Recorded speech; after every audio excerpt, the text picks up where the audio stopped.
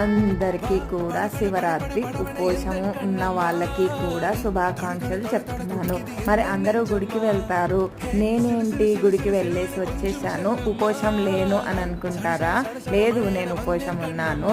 దోశ ఎవరి కోసం అంటే మా అమ్మాయి కోసం చేస్తున్నాను. దోశ పిండి బ్యాటర్ నేను నిన్న రుబ్బి పెట్టుకున్నాను. ఇది 2-3 రోజులకు వస్తుంది. ఎప్పుడు వేసినా కూడా అప్పటికప్పుడు కొంచెంగా బయటికి తీసుకొని ఉప్పు కలుపుకుంటే దోశ బ్యాటర్ అనేది టేస్ట్ అనేది మారదు. ఈ టిప్ బాగుంటే ఒక కామెంట్ చేయండి. దోశలు ఇంకా టమాటా ఆవకాయ పెట్టాను కదా, అందుకనే పచ్చడి ఏమీ నేను విడిగా సపరేట్గా చేయటం లేదు. మా అమ్మాయి వేసే దోశలు అయితే ఒకటి తినే వాళ్ళు 10 తినచ్చు. ఎందుకంటే నేనైతే లావుగా వేస్తాను, నాకు దోశలు వేయడం కూడా రాదు. మా అమ్మాయి అయితే ఇక్కడ పెడితే దోశను చూపిస్తే 4 కనిపిస్తారు బయటికి, అంత పలుచగా వేస్తుంది. అలా వేస్తేనే సూపర్ టేస్టీగా ఉంటుంది. మరి ఎంతమంది ఈ మాటను లైక్ చేస్తారు?